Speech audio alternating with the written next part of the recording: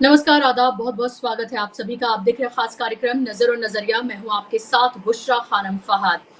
विकास का मॉडल नरेंद्र मोदी का ऐसा है, कभी दरकता है, कभी टपकता है, कभी डिरेल होता है, तो कभी भरभरा कर गिर जाता है। सबसे पहले बात सबसे ताज़ा मामले की। 4 दिसंबर 2023 को पूरा इवेंट के जैसे नरेंद्र मोदी करते हैं, पूरा इवेंट बनाकर छत्रपति शिवाजी महाराज की जो प्रतिमा है, उसका अनावरण नरेंद्र मोदी ने किया था बहुत ठाठ-बाट से। और ठीक 9 महीने के बाद 26 अगस्त 2024 को छत्रपति शिवाजी महाराज की 35 फुट की ये लंबी चौड़ी प्रतिमा भर भरा कर गिर गई। यानी कि मौसम की कह सकते हैं कि पहली मार भी ये नहीं झेल पाई। 20 करोड़ की लागत से इस प्रतिमा को बनाया गया था, जिसका अनावरण 9 महीने पहले 4 दिसंबर 2023 को नरेंद्र मोदी ने बड़ी शान ठाट बाट से किया था। लेकिन देखिए कैसे ये तस्वीर आप देख रहे हैं अपनी स्क्रीन पर, वो साफ तौर पर नरेंद्र मोदी के 10 साल के विकास के मॉडल की पूरे तरीके से पोल खोलती हुई नजर आ रही है। नरेंद्र मोदी को हमेशा इवेंट बाजी करके और इवेंट पूरा गढ़ के अनावरण करने की और इस सब करने का आपको पता है कितना शौक है। लेकिन जब इस तरह की घटनाएं सामने आती हैं और जब विकास की पोल इस तरह से खुलती है, तो भारतीय जनता पार्टी बगलें झांकती हुई नजर आती है। ये कोई पहली मर्तबा नहीं हो रहा है और ये कोई पहला इंसिडेंट भी नहीं है, लेकिन ये सबसे ताजा मामला है। मुझे बताने की जरूरत नहीं है कि महाराष्ट्र में और पूरे देश में छत्रपति शिवाजी महाराज की उनकी जो पूरी की पूरी उनकी जो सीख रही है, उसकी क्या अहमियत है और खासतौर पर महाराष्ट्र में किस तरह से लोग इमोशनली उनसे कनेक्ट है, मुझे बताने की जरूरत नहीं है। और ये कहा जा रहा है कि आने वाले जो विधानसभा चुनाव है महाराष्ट्र में, उसमें ये बहुत भारी भारतीय जनता पार्टी को पड़ सकता है। इससे पहले मैं और कलई खोलूं और मैं आपको बताऊं कि कैसे विकास की कलई हर दिन नरेंद्र मोदी के मॉडल की खुलती जा रही है। इससे पहले मैं आपको ये बताऊं, मैं आपको ये बताना चाहती हूँ कि जब ये पूछा गया शिंदे से कि भाई वो जो प्रतिमा थी वो गिर गई, तो उनका तर्क आप देखिए। उनको शायद समझ नहीं आ रहा था कि वो कहें तो कहें क्या। उन्होंने कहा कि 45 किलोमीटर प्रति घंटे की रफ्तार से हवा चल रही थी और ये वजह रही कि 20 करोड़ की लागत से बनी 35 फुट की शिवाजी महाराज की ये जो प्रतिमा है वो गिर गई। अब ऐसे में सवाल ये पूछा जाना चाहिए और कांग्रेस इसको लेकर सवाल पूछ रही है। मैं यहाँ पर आपको ट्वीट दिखाना चाहूंगी सुप्रिया शिनेट का। सुप्रिया शिनेट ने यहाँ पर ट्वीट करके लिखा है और 2 तस्वीरें भी उन्होंने शेयर की हैं। 70 साल का हिसाब। छत्रपति शिवाजी महाराज की मूर्ति का अनावरण पंडित नेहरू ने 30 नवंबर 1957 को प्रतापगढ़ किले पर किया था। 67 साल के बाद भी बुलंद है बनाम। दूसरी मूर्ति का अनावरण नरेंद्र मोदी ने 4 दिसंबर 2023 को सिंधु दुर्ग में किया था। 9 महीने में ही उसे ध्वस्त देखकर कलेजा कलेजा फटता है। ये लिखा है सुप्रिया शिनेट ने। और वहीं कांग्रेस ने भी ट्वीट किया है और कांग्रेस के ट्वीट को भी मैं आपको पढ़ के दिखाना चाहूंगी। उन्होंने तस्वीर शेयर की है, बल्कि वीडियो शेयर की है। उन्होंने वीडियो शेयर करते हुए उन्होंने लिखा है कि बीजेपी सरकार में भ्रष्टाचार पूरे चरम पर है। नरेंद्र मोदी ने 4 दिसंबर 2023 को महाराष्ट्र के राजकोट में छत्रपति शिवाजी महाराज की प्रतिमा का अनावरण किया। अब करीब 8 महीने बाद छत्रपति शिवाजी महाराज की प्रतिमा ढह गई। हालत यह है कि भ्रष्टाचार के मामले में महापुरुषों को भी नहीं बख्शा जा रहा है। ये कहना है कांग्रेस का, जो आप फिलहाल देख पा रहे हैं ट्वीट।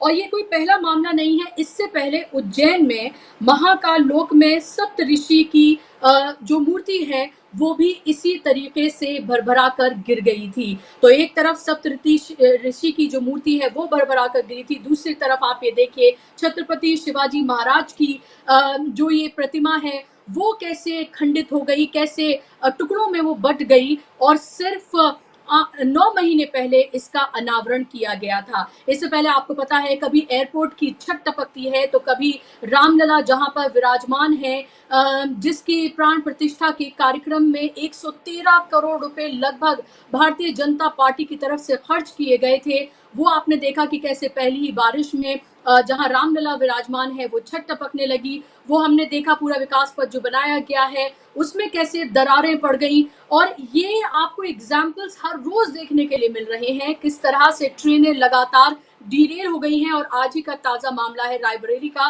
कि किस तरह से ट्रेन जो है वो डीरेल हुई है। और ये सब कुछ आपको दिखा रहा है कि कैसे भारतीय जनता पार्टी और नरेंद्र मोदी के कार्यकाल में कैसे जो विकास का मॉडल है, जिसकी बिना पर पहले गुजरात का आपको मॉडल दिखाया गया था और फिर बताया गया कि 10 साल में देश के वारे न्यारे नरेंद्र मोदी ने कर दिए हैं, उसकी पोल, उसकी कलई हर रोज खुलती हुई नजर आ रही है।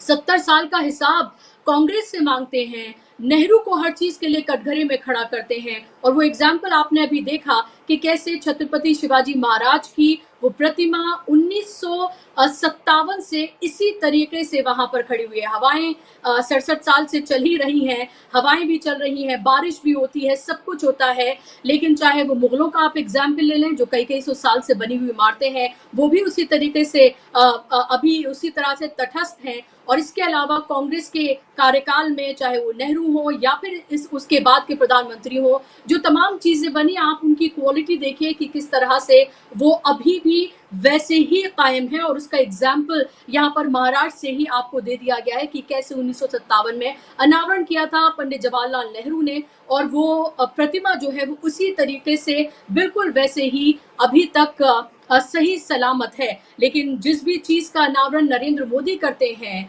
ज्यादातर चीजें, चाहे वो एयरपोर्ट की आप छत देख लें या फिर रामलला का की आप जहां विराजमान है, जो राम मंदिर बनाया गया उसकी आप हालत देख लें, कई हाईवेज हैं, कहीं दूर जाने की जरूरत नहीं। अगर आप दिल्ली में रहते हैं तो प्रगति मैदान तक आप पहुंच जाइए। और बहुत कुछ नहीं तो संसद की जो नई बिल्डिंग है, आपको ये पता है कि पहली बारिश में ही कैसे वो टपकने लगी थी और बाल्टी में नरेंद्र मोदी का विकास जो है वो टपक टपक कर इकट्ठा हो रहा था, वो आपने देखा होगा। और आज इसी पर हम चर्चा करेंगे, इसी पर आज हम बात करेंगे कि पहले गुजरात मॉडल कितना महान है, ये बताकर आपको सब्जबाग दिखाए गए थे 2014 में। और उस विकास मॉडल के रथ पर सवार होकर नरेंद्र मोदी सत्ता पर काबिज हुए थे। 5 साल आपने देखा कि उन्होंने क्या किया, फिर एक बार और आपने उनको मौका दिया और इस बार वो प्रधानमंत्री बने हैं, लेकिन बैसाखियों पर टिके हुए हैं। और यही वजह है कि विपक्ष के दबाव में हर वो फैसला जो जनता के हित में नहीं है, उस पर यू टर्न लेते हुए नजर आ रहे हैं नरेंद्र मोदी। और उसके साथ साथ विपक्ष हर रोज ये कलई खोलता हुआ नजर आ रहा है कि कैसे नरेंद्र मोदी का विकास हर रोज भरभरा कर गिर रहा है। इस पर बात करने के लिए मेरे साथ खास मेहमान जुड़ गए हैं। मेरे साथ फिलहाल प्रकाश हिंदुस्तानी जी हैं, जाना माना चेहरा है, दशकों का पत्रकारिता का उनका अनुभव है। प्रकाश हिंदुस्तानी जी, बहुत बहुत स्वागत आपका कार्यक्रम में। और मेरे साथ विवेक देश पांडे जी भी जुड़ गए हैं, जो महाराष्ट्र से ही आते हैं और देश की और महाराष्ट्र की राजनीति पर उनकी पैनी निगाह रहती है। दोनों ही मेहमानों का बहुत बहुत स्वागत, इस्तकबाल। क्योंकि विवेक जी, आप महाराष्ट्र से आते हैं तो शिवाजी महाराज की लेगेसी, उनके इर्द गिर्द होती सियासत और उनकी क्या कद्र है महाराष्ट्र और देश में, इसको आप भली भांति जानते और पहचानते हैं। ये क्या सीधा मामला भ्रष्टाचार का नहीं है कि 4 दिसंबर 2023 को जिस मूर्ति का अनावरण करते हैं नरेंद्र मोदी, पूरा इवेंट गढ़ा जाता है, पूरा इवेंट बनाया जाता है, वो 9 महीने के बाद भर भराकर वो मूर्ति जो है, वो प्रतिमा जो है वो गिर जाती है, खंडित हो जाती है, टुकड़े टुकड़े हो जाती है। और अब इस पर बीजेपी ने खामोशी बिल्कुल इख्तियार की हुई है। और एक नाथ शिंदे कह रहे हैं कि 45 किलोमीटर प्रति घंटा की रफ्तार से हवा चल रही थी इसलिए ये गिर गई। तो सवाल ये उठता है कि जिस मूर्ति का अनावरण पंडित जवाहरलाल नेहरू ने 1957 में किया था, वो हवाएं वहां तक क्या नहीं पहुंच पाई हैं?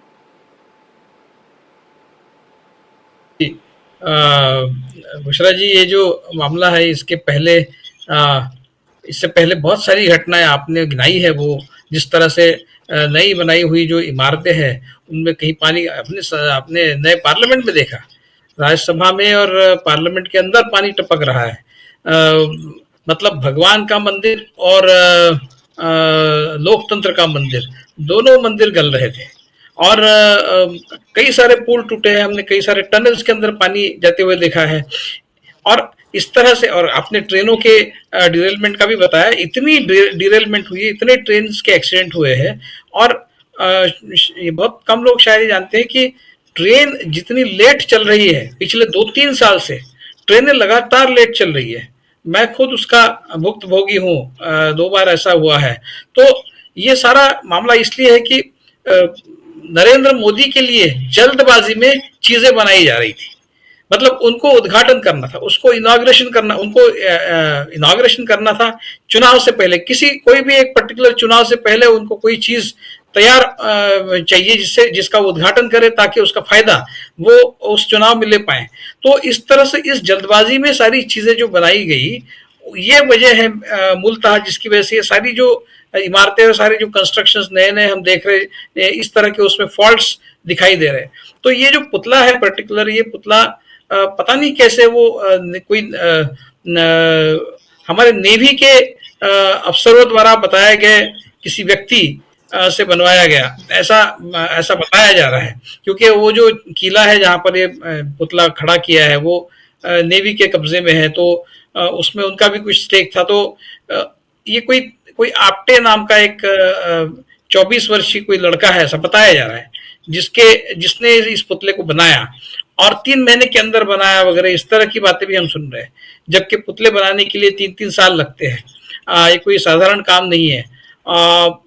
और उसकी वजह से शायद, उस जल्दबाजी की वजह से शायद इसमें कई खामियां रहेगी, जिसके चलते ये गिर गया है। तो ये पोल खोल देता है नरेंद्र मोदी सरकार की, जो विकास, जो गुजरात का तथाकथित जो विकास का मॉडल है, उसका हवाला देते हुए वो कई सारे दावे करते हैं और उसका फायदा चुनाव में उठाने की कोशिश करते हैं। तो ये जो जल्दबाजी है, नरेंद्र मोदी के लिए जो जल्दबाजी हो रही है, आप देखिए जो वंदे भारत जो ट्रेन है, ये एक के बाद एक कई ट्रेनें जो है, उसका सारों का उद्घाटन नरेंद्र मोदी ने किया। ऐसा कभी आपने सुना है देश के इतिहास में? कभी एक प्रधानमंत्री कई ट्रेनों का उद्घाटन कर रहा है? जहां जहां वंदे भारत ट्रेन का उद्घाटन हो रहा है, वहां सिर्फ नरेंद्र मोदी ही कर रहे हैं। वो व्यक्तिशः जाते हैं कभी कभी, या फिर कभी कभी वो वर्चुअली कर देते हैं, लेकिन उसका उद्घाटन नरेंद्र मोदी ही करते हैं।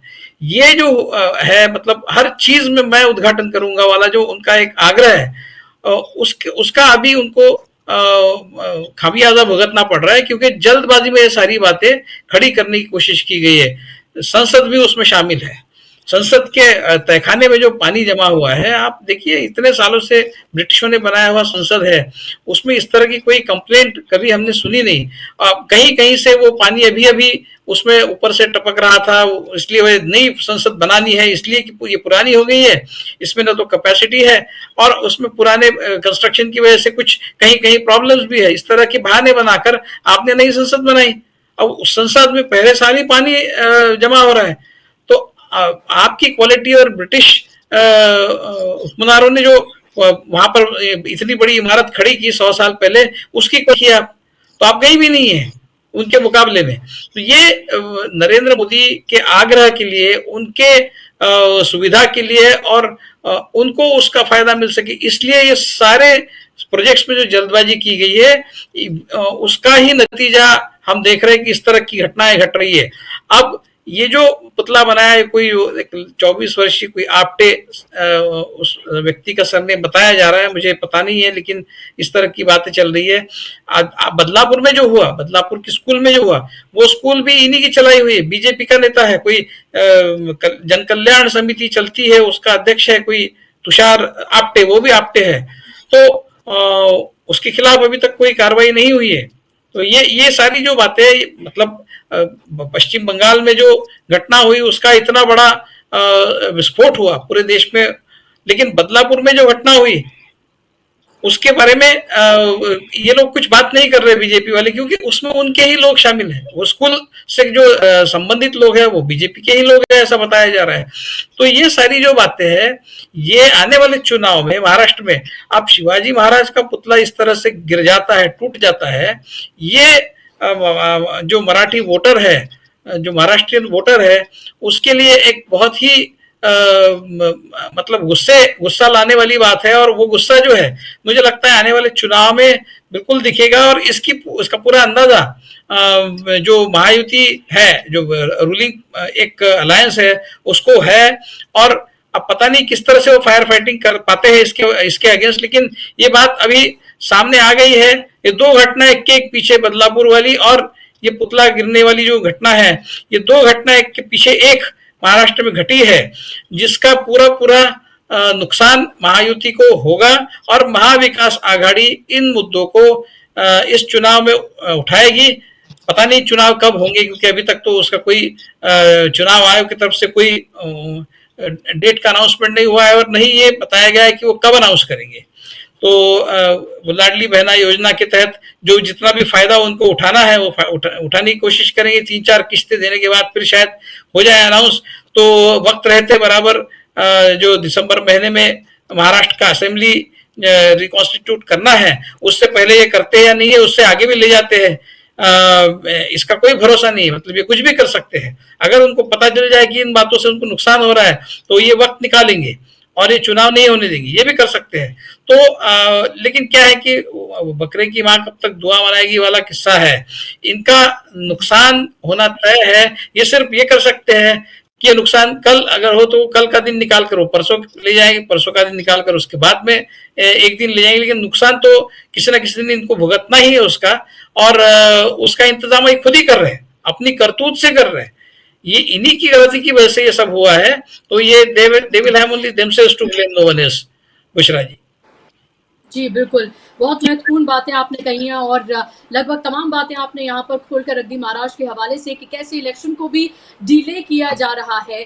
वन नेशन वन इलेक्शन की बात करते हैं, लेकिन आप देखें 4 राज्यों में भी इलेक्शन एक साथ नहीं करा पा रहे हैं या नहीं कराना चाहते हैं। तो बातें क्या हैं, बातें हैं बातों का क्या, और जो हकीकत है वो आपके सामने है। और उसी हकीकत की पोल खोलती हुई तस्वीरें हैं जो फिलहाल आप इस विंडो में देख रहे हैं, जहां पर नरेंद्र मोदी 9 महीने पहले एक प्रतिमा का अनावरण करते हैं और कैसे 9 महीने के बाद वो ही प्रतिमा भर कर गिर जाती है और टुकड़े टुकड़े हो जाती है, जिसको लेकर 20 करोड़ की लागत बताया जा रहा है कि 20 करोड़ की लागत से ये प्रतिमा बनाई गई थी। और जब आप इन तस्वीरों को देखेंगे और इस वीडियो को आप देखेंगे तो आप ये पाएंगे कि जब ये जो टुकड़ों में जो ये पूरी प्रतिमा है उसके अंदर जिस तरह का मटेरियल यूज किया गया है, वहां आपको जाकर फिजिकली देखने की जरूरत नहीं है, वीडियो से ही आपको पता चल जाएगा कि किस क्वालिटी का वो मटेरियल जो है वो इस्तेमाल किया जा रहा है। भ्रष्टाचार से लेकर परिवारवाद से लेकर विकास से लेकर तमाम तरह की बड़ी बड़ी बातें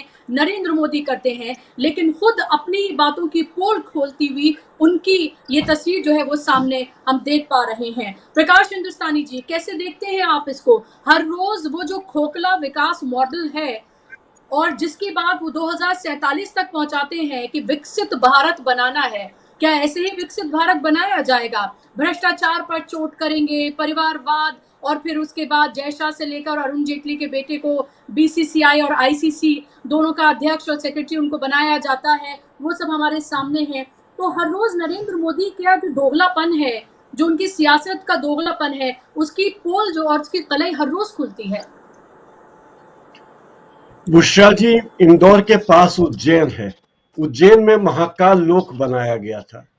करीब 200 करोड़ का प्रोजेक्ट था। उसका पहला चरण था 200 करोड़ का। प्रधानमंत्री जी ने उसका उद्घाटन भी किया था।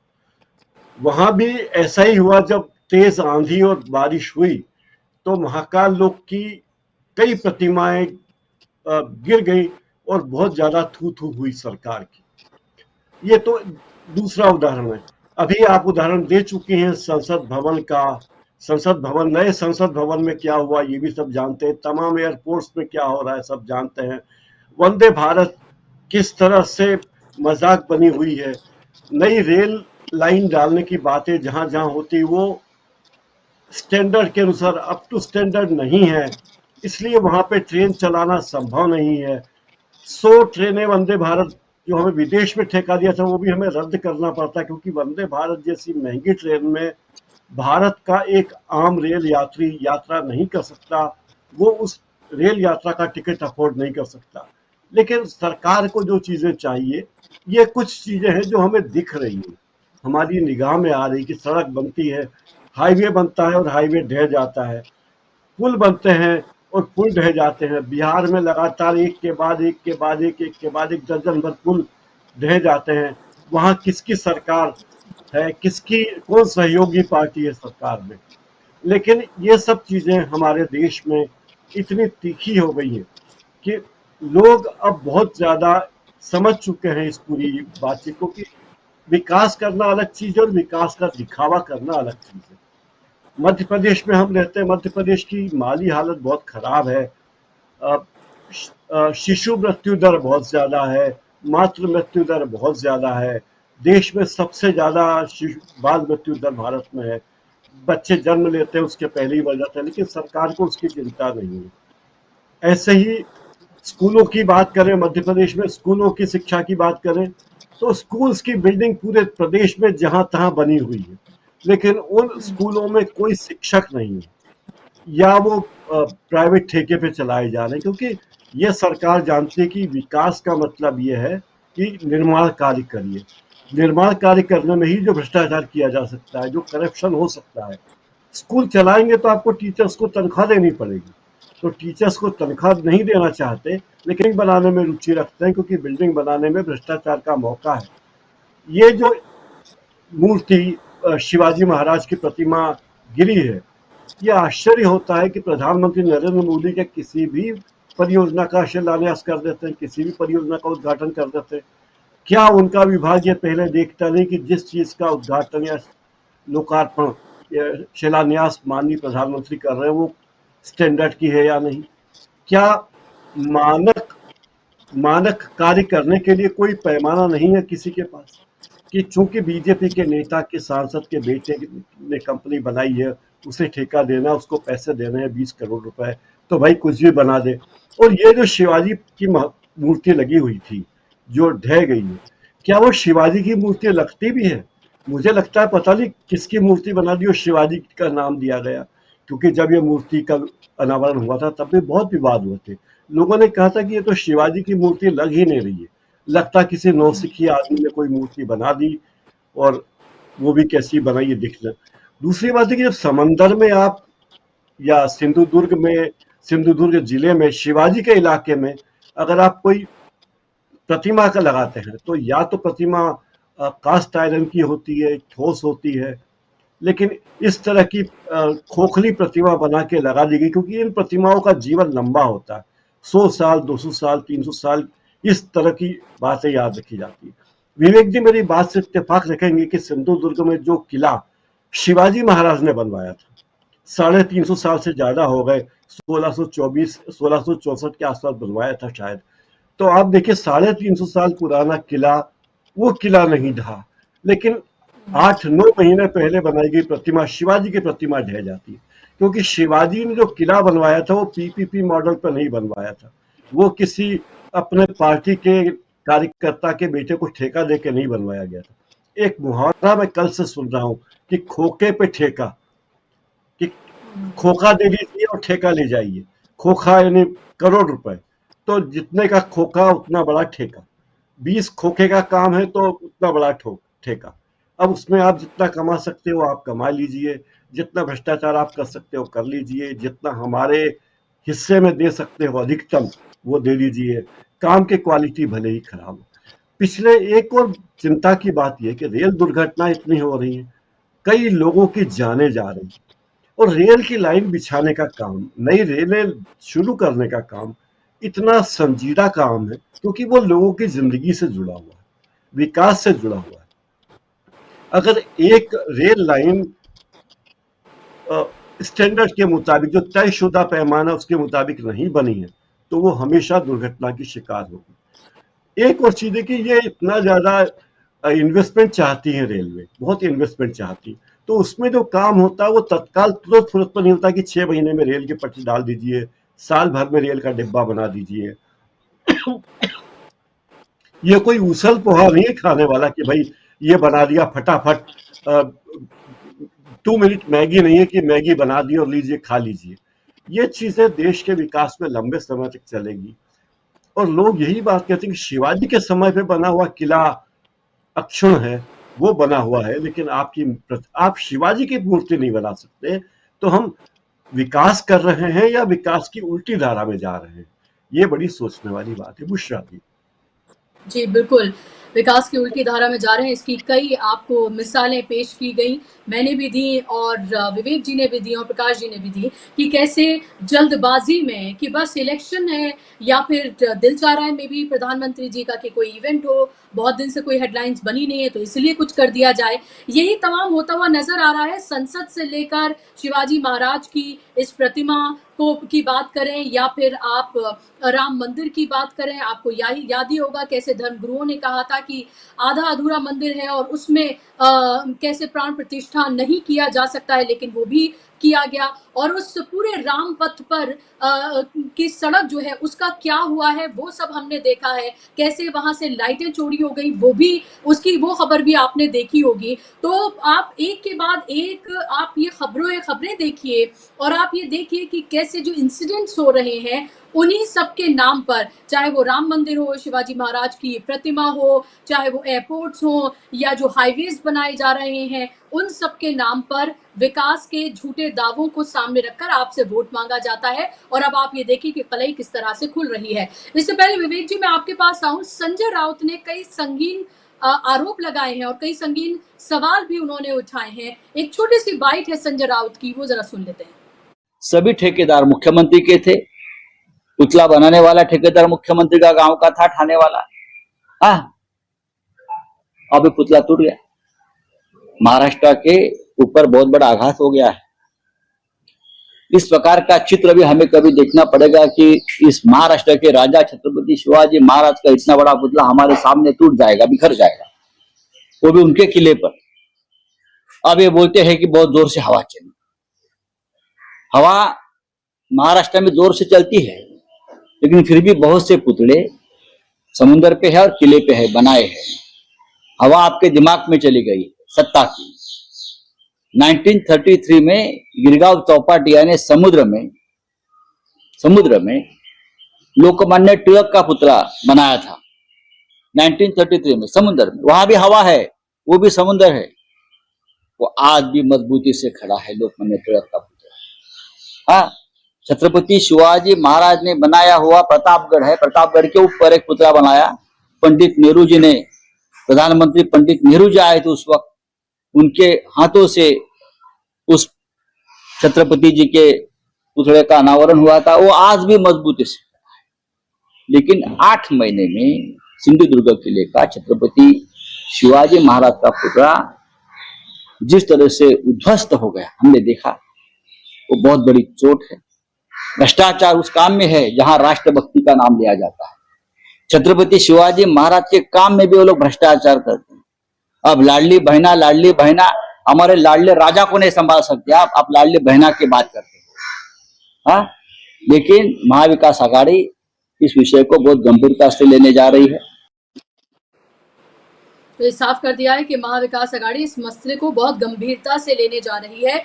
और वही विवेक जी जो हम बात कर रहे थे कि ये मामला यही शांत नहीं होने जा रहा है। वैसे भी चुनावी साल है और इस चुनावी साल में अगर विपक्ष को बैठे बिठाए ये मौका मिल जाए साफ तौर पर, और क्योंकि भ्रष्टाचार के इल्जाम लगातार विपक्ष पे लगाए जाते हैं, लेकिन तमाम भ्रष्टाचारियों को अपने में सम्मिलित भारतीय जनता पार्टी कर लेती है, उनके दाग तमाम धुल जाते हैं और भ्रष्टाचार में के एक के बाद एक जो एग्जाम्पल है, जो सैंपल है, वो हमारे सामने है। क्या आपको लग रहा है कि आने वाले जो चुनाव है महाराष्ट्र के, उसमें ये मामला बड़ा हो सकता है? ये इमोशनल कार्ड जो है वो महाविकास आघाड़ी इसको बना सकती है, इमोशनली लोगों को इससे कनेक्ट कर सकती है, क्योंकि शिवाजी महाराज जो है वो महाराष्ट्र के लोगों के लिए बड़ा इमोशनल इशू भी है और वो उससे इमोशनली जुड़े हुए भी हैं। बिल्कुल बुशरा जी, मैंने पहले चरण में ही कहा कि ये बहुत बड़ा मुद्दा बनेगा और इसका नुकसान जो सत्ताधारी अलायंस है, महायुति, उसको होगा, बिल्कुल होगा। और ये इस मुद्दे को उठाया जाना ही चाहिए। ये कोई मतलब राजनीति के लिए राजनीति नहीं है, क्योंकि शिवाजी महाराज एक आइकॉन है और आप उस आइकॉन का नाम लेकर राजनीति करते हैं, आप खुद करते हैं, आप शिवाजी महाराज का नाम लेकर राजनीति करते हैं।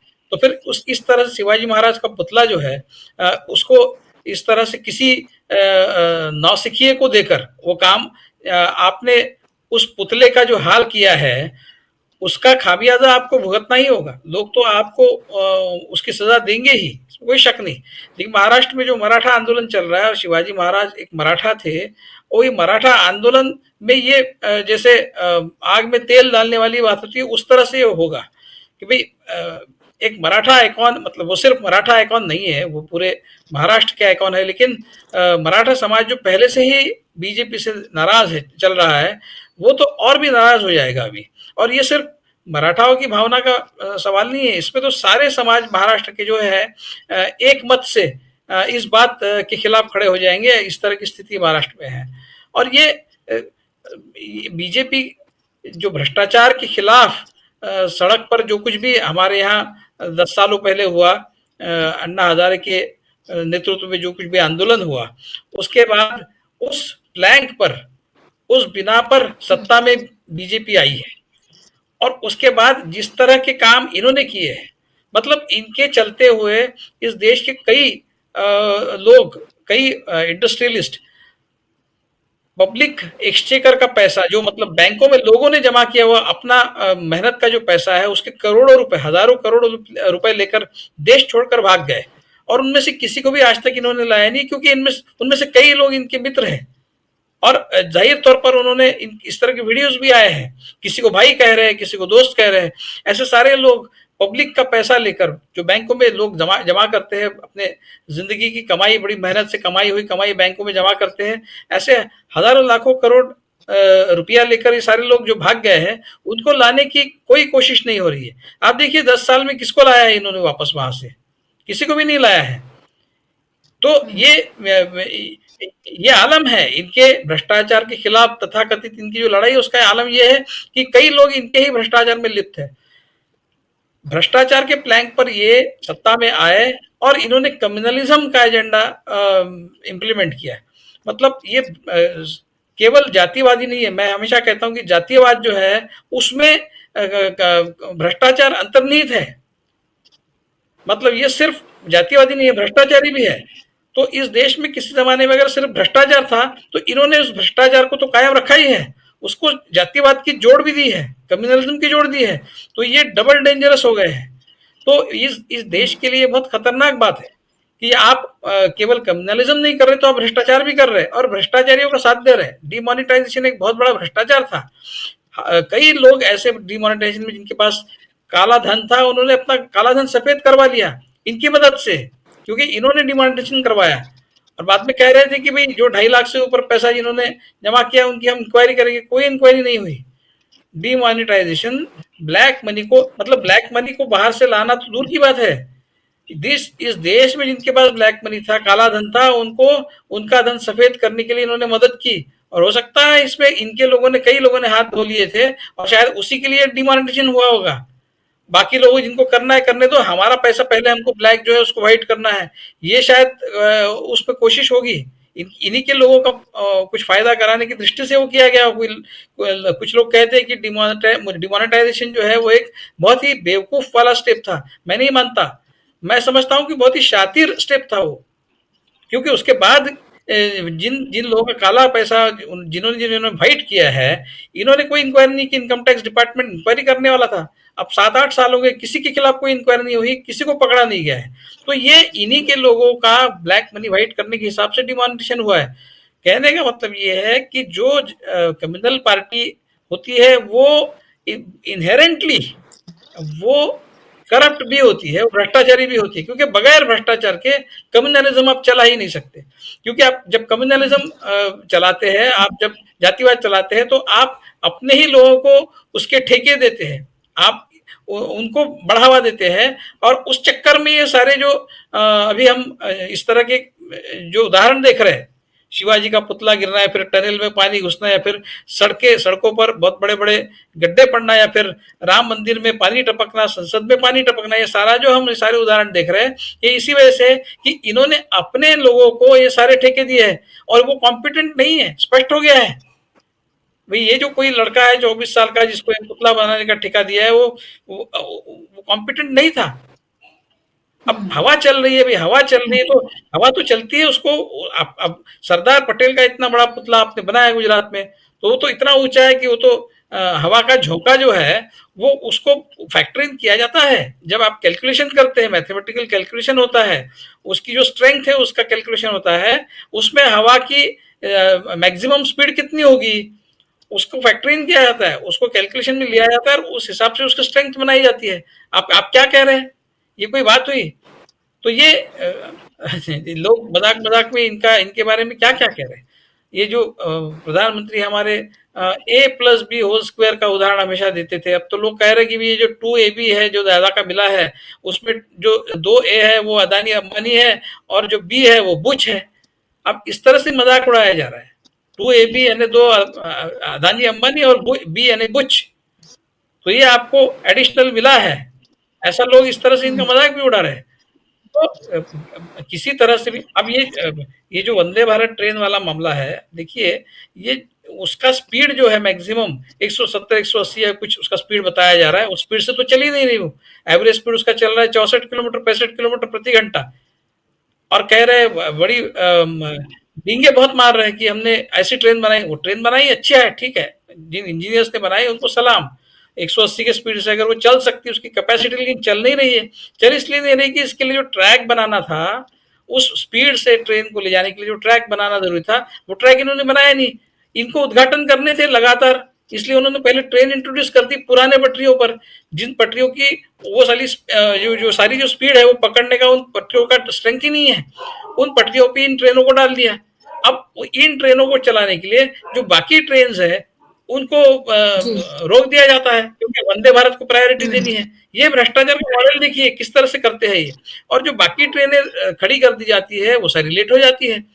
तो एक वंदे भारत ट्रेन चलाने के लिए आप कई लोगों की लोगों का जो शेड्यूल है उसको डिस्टर्ब करते हैं, उनकी ट्रेनें रोककर। ये किस तरह का विकास का मॉडल है? और ये लाल बहादुर शास्त्री की बातें करते हैं बड़ी बड़ी, मतलब जिस दिन 2 अक्टूबर को गांधी जयंती रहती है उस समय लाल बहादुर शास्त्री का भी दिन होता है। तो ये जानबूझकर लाल बहादुर, इनके लोग सोशल मीडिया पे लाल बहादुर शास्त्री का फोटो डालकर उनको विनम्र श्रद्धांजलि करते हैं। वो महात्मा गांधी को स्किप कर देते हैं और ये बताते हैं कि देखिए महात्मा गांधी के चलते ये लोग लाल बहादुर शास्त्री को इग्नोर करते हैं, ऐसा ये कांग्रेस पर आरोप लगाते हैं। अगर आप लाल बहादुर शास्त्री के इतने भक्त है, इनके उनके चाहने वाले हैं, तो वो तो एक ट्रेन एक्सीडेंट में उन्होंने रिजाइन कर दिया था। आप उनका उदाहरण क्यों नहीं फॉलो करते? या अश्विनी वैष्णव रिजाइन क्यों नहीं करते? तो ये कुल मिलाकर पूरा हर लेवल पर, मतलब आइडियालॉजी के लेवल पे, उसके क्रियान्वयन के लेवल पर, सरकारी काम के लेवल पर, हर लेवल पर भ्रष्टाचार और झूठा पूरा बनावट एक वातावरण इन्होंने बना के रखा है। किसी भी तरह से कोई भी काम जेन्युइन इनका नहीं है, न तो इनका विचार जेन्युइन है, न इनका आचार, इनका वक्तव्य, इनकी कृति, कोई भी चीज जेन्युइन नहीं है। और वो अभी स्पष्ट तौर पर हर जगह दिख रहा है। और ये लोगों के समझ में जितनी जल्दी आ जाएगा, आ तो गया है, तभी तो 240 पर उतरे हैं, तभी पता चला है। तो और भी आगे जाकर इसका नुकसान, अभी महाराष्ट्र का चुनाव जब भी होगा हम देखेंगे इस मुद्दे को विपक्ष बिल्कुल बड़े जोर शोरों के साथ भुनेगा, और भुनना चाहिए, क्योंकि ये राजनीतिक मुद्दा नहीं है केवल। ये महाराष्ट्र के मानबिंदु का भी एक मुद्दा है। शिवाजी महाराज महाराष्ट्र का मानबिंदु है और उसका अवमान इस तरह से होता है, तो उसको उठाना चाहिए। केवल पॉलिटिकल पार्टीज ने नहीं, सब लोगों ने उठाना चाहिए, और उसका नुकसान बीजेपी और उसके जो मित्र पक्ष है महाराष्ट्र में उनको इस चुनाव में भुगतना पड़े, ये भी इंश्योर करना चाहिए। जी बिल्कुल, बिल्कुल। और ये देखना होगा कि विपक्ष इस मामले को किस तरह से उठाता है। प्रकाश हिंदुस्तानी जी, एक वक्त वो था जब यूपीए की सरकार, यूपीए 1, यूपीए 2 और यूपीए 2 की जब सरकार थी, अन्ना हजारे का वो आंदोलन हुआ, भ्रष्टाचार के वो तमाम आरोप कांग्रेस पर लगे, हालांकि वो सिद्ध नहीं हो पाया और बाद में तमाम जो उसके तथ्य थे वो सामने भी आ गए। लेकिन कांग्रेस को सत्ता गंवानी पड़ी, और ऐसे गंवानी पड़ी कि वो 44 सीटों पर सिमट गई। सवाल ये उठ रहा है कि भ्रष्टाचार के एक के बाद एक इस तरह के मामले, चाहे सेबी का मामला हम देखें या इलेक्टोरल बॉन्ड का मामला देखें, जिस तरह से ये मूर्तियां ये गिरी है, ये भी भ्रष्टाचार का मामला है। संसद की जो पूरी बिल्डिंग बनी वो कैसे टपकी, वो भी भ्रष्टाचार का मामला है। तो ऐसे भ्रष्टाचार के अनगिनत मामले हैं। क्या आपको लग रहा है कि विपक्ष अभी भी उस तरह से उस मामले को भ्रष्टाचार के नहीं उठा पा रहा है, जैसे हमने सरकारें गिरती हुई हमने देखी, यानी कि यूपीए की मैं बात कर रही हूँ, पूरा एक आंदोलन हुआ और उस पर सरकार गिर गई। उसमें एक तरह से मीडिया भी बिल्कुल उसी वक्त उस आंदोलन के साथ खड़ा हुआ नजर आया था।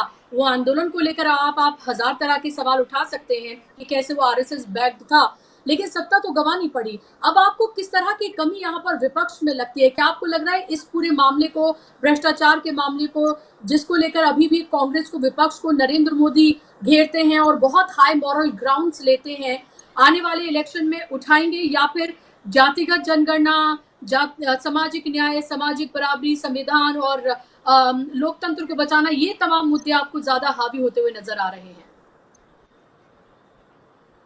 प्रतिपक्ष में खास करके कांग्रेस और इंडिया गठबंधन जो मुद्दे उठा रहा है वो मुद्दे सैद्धांतिक ज्यादा हैं और इस तरह के मुद्दे कम है। भ्रष्टाचार के मुद्दे को उतना ज्यादा नहीं उठा रहा है जितना सैद्धांतिक मुद्दे उठा रहे हैं।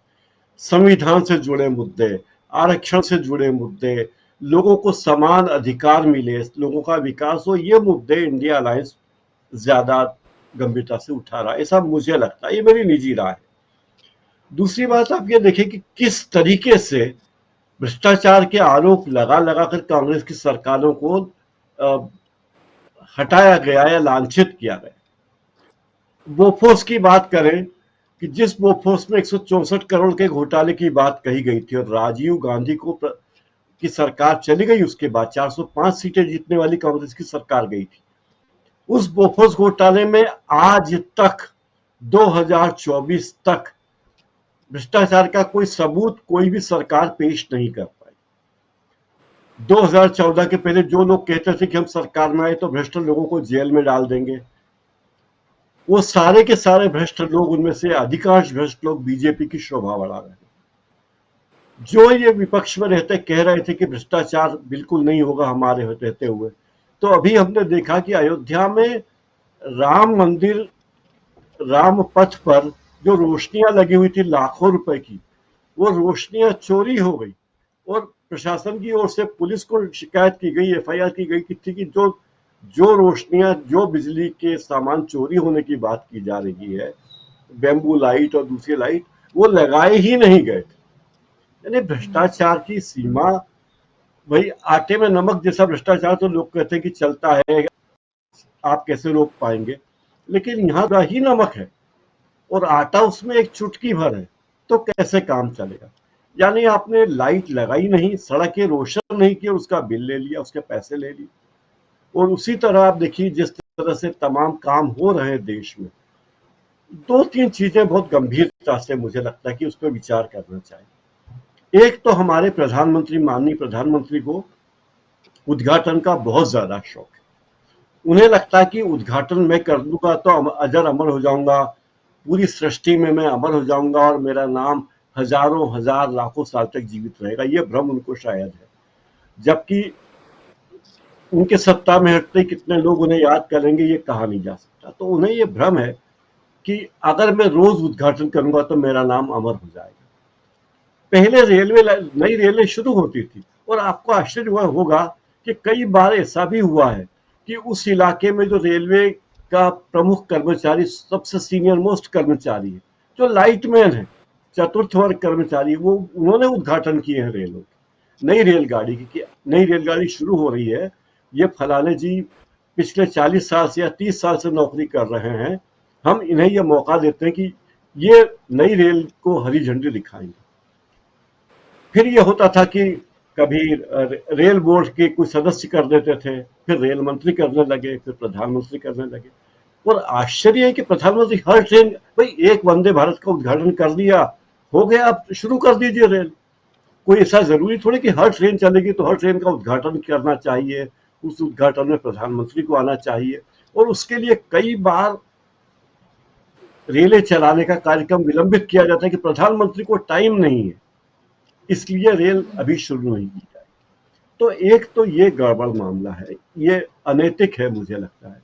दूसरा एक अनैतिक पहलू ये है कि जो बीजेपी के तमाम सिपहसालार हैं, यानी राज्यों के मंत्री, महापौर, विभिन्न मंत्रालयों के प्रभारी, उन्हें लगता है कि चूंकि प्रधानमंत्री जी को उद्घाटन का बहुत शौक है, वो आएंगे, फीता काटेंगे, तो हमें प्रमोशन मिल जाएगा, हमारे काम की तारीफ होगी और हमारा मार्ग प्रशस्त होगा कि देखिए हमने कितनी जल्दी काम किया, कितना बढ़िया काम किया। अब मैं जिस शहर में रहता हूँ उस शहर में बारिश में 4-4 घंटे के जाम लगे हैं पिछले हफ्ते। आप यकीन माने कि 1 किलोमीटर का सफर तय करने में वाहनों को 4 घंटे लगे, क्योंकि पूरे शहर की सड़कें थोक में खोद दी गई। कोई भी सड़क ऐसी नहीं है जहां पर निर्माण कार्य नहीं हो रहा। तो भाई जब पूरे शहर के लोगों को आना जाना होगा तो आप एक एक सड़क बना दीजिए, एक वैकल्पिक मार्ग हो, मार्ग ए बी सी डी। मान लो मुझे पूर्व से पश्चिम की ओर जाने के लिए 3 मार्ग मेरे सामने है, तो तीनों के तीनों मार्ग खोद दिए। अब आदमी के पास वैकल्पिक मार्ग कोई है ही नहीं, तो जो जहां है वहां फंसा हुआ है। और ये सब इसलिए है कि जल्दबाजी है पैसे कमाने की। तत्काल ठेके दे दो, ठेकेदारों को काम शुरू करवा दो, भले ही 2 साल का काम 5 साल में हो, भले ही 2 साल का काम 10 साल में हो, लेकिन ठेके दे दो ताकि ठेकेदारों का भला होता रहे और उनके बहाने हमारा भला होता रहे। तो ये बातें आम मतदाता समझ गए हैं, लेकिन आम मतदाता जब तक अपनी बात को मतदान केंद्र में जाके अभिव्यक्त नहीं करेगा तब तक उसका कोई मतलब नहीं। अगर यहाँ के मतदाता कहें कि हमारी उपेक्षा हो रही है, लेकिन अगर वे वोट उसी ढर्रे पे लेते हैं तो उसका कोई मतलब नहीं। एक और बात कहते हैं, कई लोग कहते हैं कि जब संसद भवन का काम हो तो हो सकता है, अगर एक ठेकेदार ने से बात हुई तो उन्होंने कहा अगर मुझे संसद भवन बनने का ठेका मिलता तो मैं उसमें एक पैसा भी मुनाफा नहीं कमाता और बेहतरीन से बेहतरीन संसद भवन बना के देता, ताकि ये रहता कि मैंने इस देश का संसद भवन बनाया, गौरव की बात। जिन्होंने उज्जैन में महाकाल लोक बनाया या शिवाजी की प्रतिमा बनाई, तो शिवाजी केवल हमारे लिए ही सम्मान के पात्र हैं ऐसा नहीं है, या महाराष्ट्र के हैं ऐसा नहीं है, पूरे देश के लिए सम्मान के पात्र है, लेकिन ठेकेदारों के लिए भी सम्मान के पात्र है। क्या उन्हें जरा भी लाज नहीं आई होगी कि वो जो भ्रष्टाचार कर रहे हैं, और ये प्रतिमा जिस दिन ढह जाएगी उस दिन शिवाजी की प्रतिष्ठा तो जो है वो तो बना गए हैं, उनकी प्रतिष्ठा को तो कोई आँच नहीं आएगी, लेकिन इस सरकार पर क्या आँच आएगी। तो इतना नैतिक बल भी नहीं है। व्यापार करना, कारोबार करना हम सबका अधिकार है, हर व्यक्ति को करना चाहिए, कोई गलत काम नहीं, लेकिन इतना नैतिक बल भी नहीं रहा कि भगवान का काम कर रहे हैं, या महाराष्ट्र की अस्मिता का मुद्दा है, या ये प्रतिष्ठादायी काम है। कई बार होता है कि प्रतिष्ठादायी काम आप बगैर मुनाफे के भी कर देते हैं कि भाई ठीक है, हम कई जगह 10 जगह से मुनाफा कमा रहे हैं, 2 जगह से मुनाफा नहीं कमाएंगे। तो अनैतिक होने की या गिरने की ये पराकाष्ठा है। ये इस तरह आ गया है कि शर्मनाक स्थिति हो गई। आप कितना गिरोगे, गिरने की भी कोई सीमा होती है, तो कितना गिरोगे। आपको अपने महाराष्ट्र को बनाने वाले भी मराठी आदमी है, कोई ऐसा नहीं कि कोई दुबई के व्यक्ति ने आके या ऑस्ट्रेलिया के ठेकेदार ने आके बनाया जो शिवाजी के महत्व को नहीं जानता होगा। तो आपको अपने शिवाजी का महत्व नहीं मालूम, आपको अपने प्रोफेशन की नैतिकता का भरोसा नहीं, आपको अपने प्रधानमंत्री पर भरोसा नहीं कि प्रधानमंत्री जिसका लोकार्पण कर रहे हैं वो मूर्ति गिर जाएगी तो क्या होगा।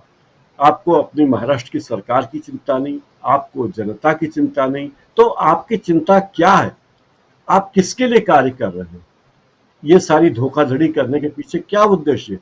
उससे तो अच्छा बंदूक लेके AK-47 लेके खड़े हो जाइए कहीं भी और लूट लीजिए लोगों को। चंबल के डाकू इनसे बेहतर थे, ऐसा मुझे लगता है। बुशरा जी, आपने बहुत गंभीर बात कही है कि डाकू इनसे बेहतर थे, क्योंकि खुली लूट है जो सामने देखने के लिए मिल रही है कि 20 करोड़ का ठेका, 20 करोड़ के ठेके से ये प्रतिमा बनती है, इसका अनावरण प्रधानमंत्री करते हैं, बड़ा इवेंट किया जाता है, महाराष्ट्र के तमाम बड़े नेता उनके अगल बगल में जो है वो खड़े होते हैं और इस पर वाहवाही लूटी जाती है। और उसके बाद 9 महीने के बाद वो जो विकास है, वो जो प्रतिमा है, वो कैसे भरभरा कर गिर जाती है, कैसे खंडित होती है, कैसे टुकड़ों में बढ़ जाती है, वो हमने देखा है। और ये कोई पहला एग्जाम्पल नहीं है कि चलिए ये मान लिया जाए कि कोई भूल हो गई होगी या गलत कोई ठेका दे दिया गया होगा या नहीं देखा गया होगा। ऐसे आपको 1-2 नहीं दर्जनों ऐसे एग्जाम्पल्स हैं जो आपको बहुत दूर जाने की जरूरत नहीं, कुछ महीनों में ही अगर आप देख लें तो दर्जनों आपको एग्जाम्पल्स नजर आएंगे और हर रोज